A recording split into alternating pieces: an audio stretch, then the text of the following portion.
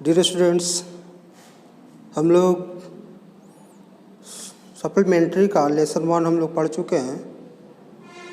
ये क्लास 10 का सप्लीमेंट्री का दूसरा lesson the judgement seat of Vikramaditya है। सिस्टर निवेदिता लेखिका हैं, उनके द्वारा लिखा गया है।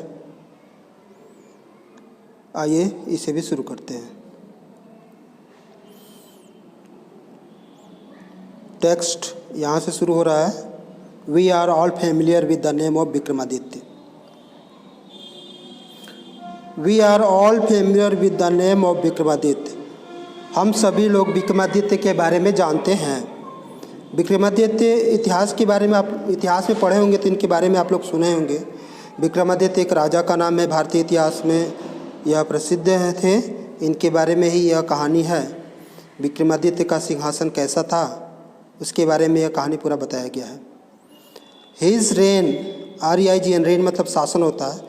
His reign has been landmark in the history of our country.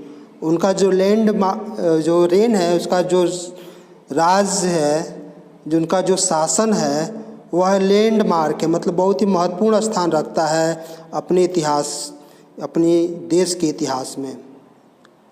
The Vikram Samvat owes its origin to him. Vikram Samvat, जैसे यह संवत है, विक्रम संवत नाम है, विक्रमादित्य के नाम से देखा जाता है। उस साल से जब इनका जन्म हुआ उसी साल से विक्रम संवत का ईस्वी जो गिनना शुरू किया गया है।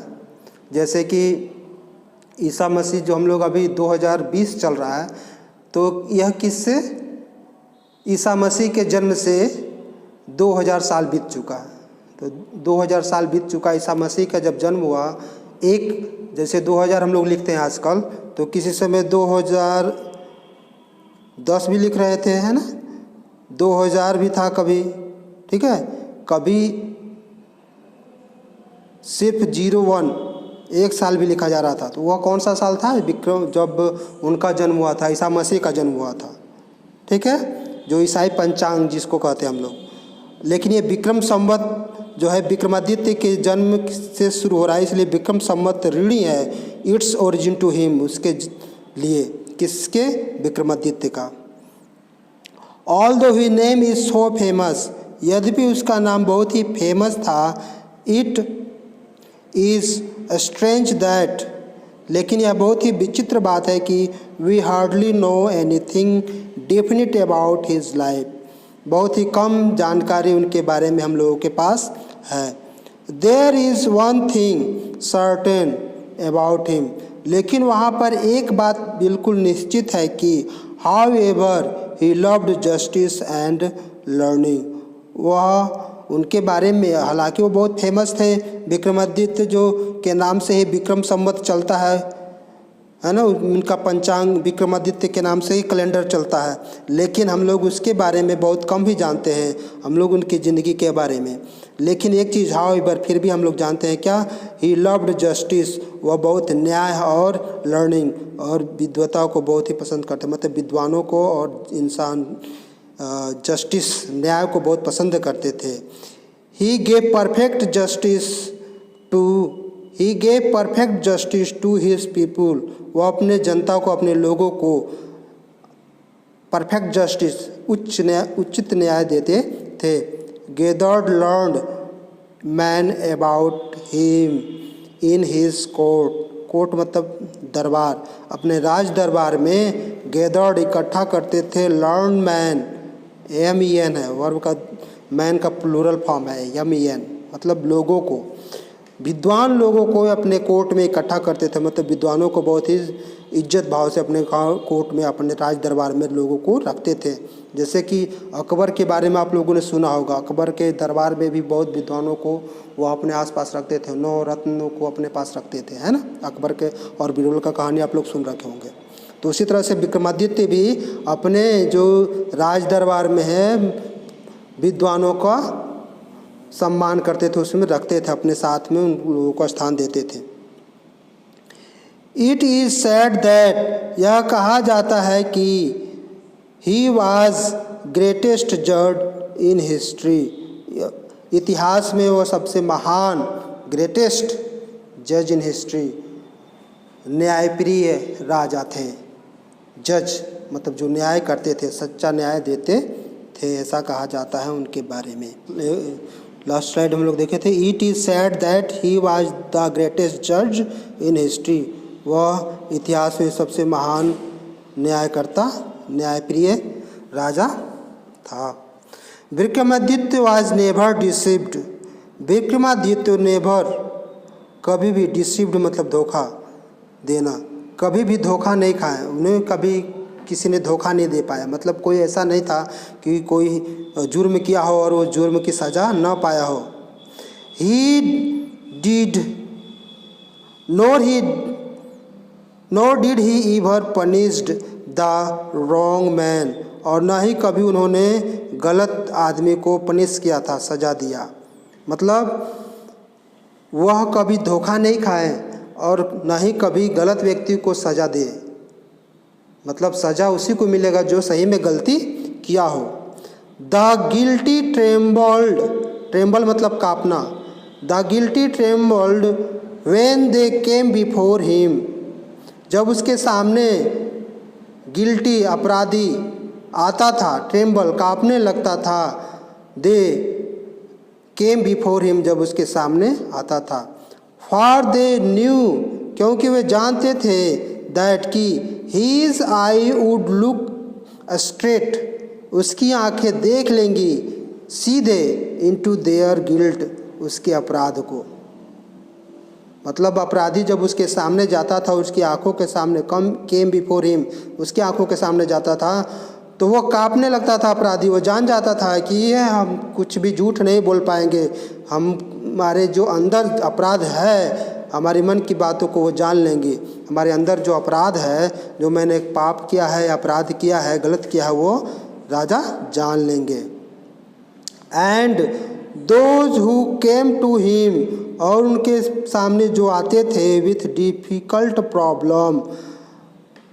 प्रॉब्लम, बहुत गंभीर समस्याओं के साथ, वर ऑलवेज सेटिस्फाइड, वह हमेशा संतुष्ट हो जाते थे, by the way he solve them, जिस तरह से वे उसकी न्याय करते थे, जिस तरह से उसको सॉल्व करते थे, उस केस को सॉल्व करते थे। डिफ़िकल्ट प्रॉब्लम हो, मुश्किल से मुश्किल केस हो, लेकिन फिर भी उसके सामने जब आते थे तो वो लोग संतुष्ट हो जाते थे। ऑलवेज सेटिस्फाइड, हमेशा संतुष्ट हो जाते थे, बाय द वे, जिस तरह से उसको सॉल्व किया जाता था, जिस तरह से उसको न्याय दिया जाता था। एंड सो, इसलिए इन इंडिया आफ्टर हिम, उनके बाद भारत में, वेन एवर एनी जज pronounce his judgement with great skill, जब कभी भी भारत में उसके बाद अच्छी तरह से न्याय दिया गया, it was said to him, यह कहा जाता रहा उसके बारे में, he must have sat on the judgement seat of Vikramaditya, वह निश्चित रूप से विक्रमादित्य के राज सिंहासन पर बैठा होगा। मतलब उसकी प्रशंसा की जा रही थी, उसके बाद भी, उसका राज्य के बाद भी अन्य जो राजा थे हुए या कोई भी न्यायाधीश जब अच्छा तरह से न्याय देता था, ग्रेट स्किल से, दूध का दूध पानी का पानी जब कर देता था, तो लोग प्रशंसा में कहते थे कि हाँ, वो अभी विक्रमादित्य के राज गद्दी पे बैठा होगा, तभी वो इतना अच्छा प्रिय, न्यायप्रिय जो न्याय दे सका। Has anyone ever seen the Vikramaditya seat of Vikramaditya, has anyone ever seen, क्या कभी किसी ने देखा है judgement seat of Vikramaditya, Vikramaditya का जजमेंट सीट, उसके राज सिंहासन को, जिस पे बैठ करके राजा न्याय देता था, उससे राज सिंहासन को किसी ने देखा है? यहाँ से कहानी टर्न हो जा रही है। अभी तक हम लोग विक्रमादित्य के बारे में पढ़ रहे थे और उसके बारे में जान रहे थे कि उसके बारे में क्या क्या था, कैसे थे वो, कैसे न्यायप्रिय थे, है ना। यहाँ से थोड़ा सा ट्विस्ट हो रहा है, क्वेश्चन ये कहानी में नई मोड़ आ रही है।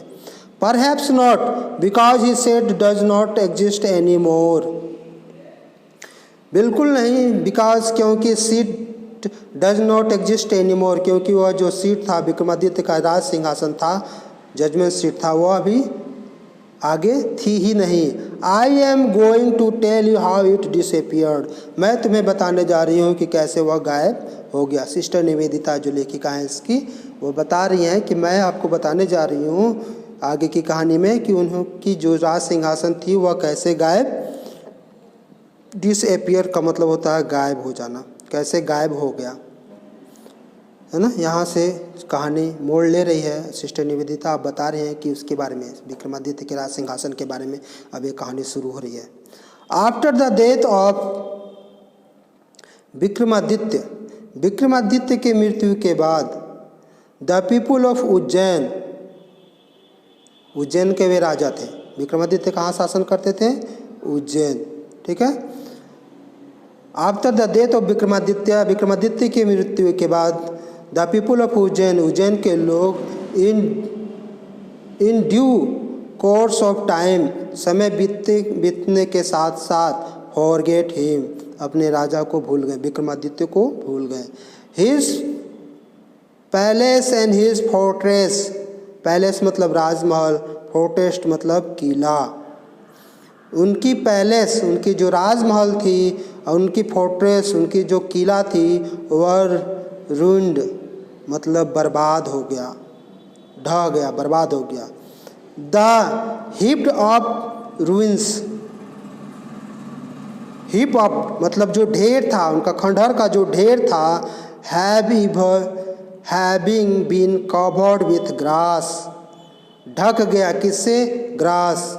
उनका जो किला था, उनका जो पैलेस था, मतलब राजमहल था, वह जब बर्बाद हो गया, समय बीतने के साथ साथ राजा को लोग भूल गए, उनका राज जो खंडहर में बदल गया और उनकी जो ढेर था, जो खंडहर की ढेर था, उसकी राजमहल की जो दीवारें थी, जो गिरी पुरानी दी थी, वह सब क्या हो गया? Has been covered with grass, dust, धूल मिट्टी और घास से भर गया। Tree were turned into a pasture land for feeding the cattle, और वह जो लैंड था, जो भूमि कैसे बदल गया? टर्न इनटू, बदल गया किस में? पास्चर, पास्चर मतलब चारागाह में, गाय भैंस चराने का जब जगह होता, खाली स्थान जगह होते हैं जहाँ पे घास उसको उग गया है, उसमें खंडहर पे घास उग गया है, मिट्टी जम गया है, पेड़ पौधे हैं ना, ट्री है ना। और वह pasture, pasture land for the feeding, चरने के लिए, किसको? केटल, जानवरों के लिए। द विलेज पीपुल, गांव वाले लोग, use to send their cows, अपने गायों को भेजने लगे वहाँ पे, क्या? To the pasture to graze, to these pastures, इस चारागाह क्षेत्र में, टू ग्रेज, चरने के लिए, ग्रेज में चरना। Early in the morning the cattle would go in to the care of shepherd boy. Early in the morning, सुबह में केटल, जानवर, would go into the care, जाते थे किसके निगरानी में? Care of shepherd boy. Shepherd boy मतलब चरवाहा लड़के, जो गाय भैंस चराने के लिए गायों को एक झुंड बनाकर लेकर के जाता है चराने के लिए, है ना, गाय चराने वाला ग्वाला या शेफर्ड बॉय, चरवाहा लड़का। Would return till late in the evening, और लौटते थे कब? Till late in the evening, जब शाम हो जाती थी, अंधेरा होने को होता था, तब जा कर के वहाँ दिन भर चराने के बाद लौटते थे।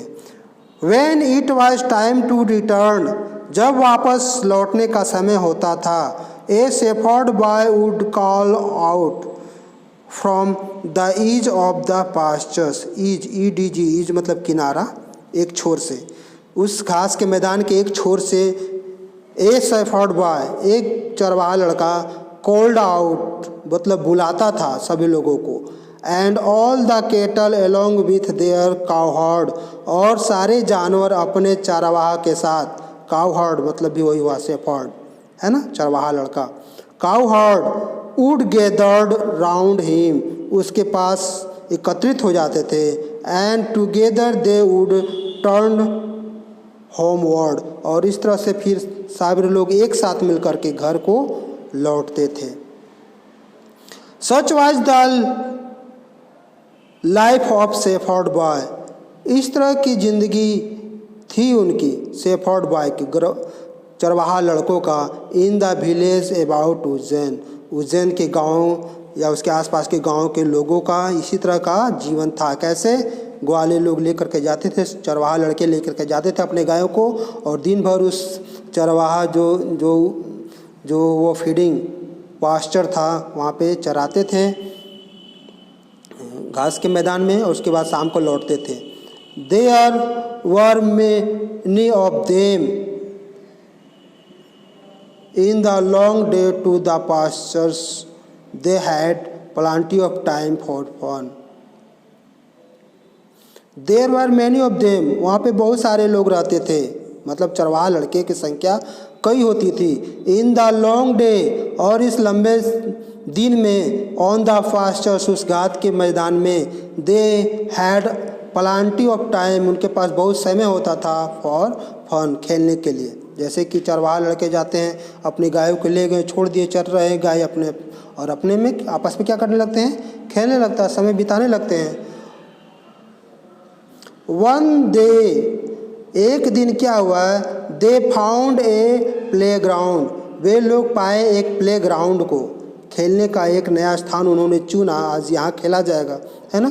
और and how difficult it was the ground under the tree were rough and uneven, यह ऊबड़ खाबड़ जमीन थी। रफ एंड अनइवन मतलब ऊपर खाबड़, नीचे ऊपर जो भूमि थी, और पेड़ के नीचे ऐसा जगह उन्होंने खोजा कि आज हम लोग यहीं पे खेलेंगे।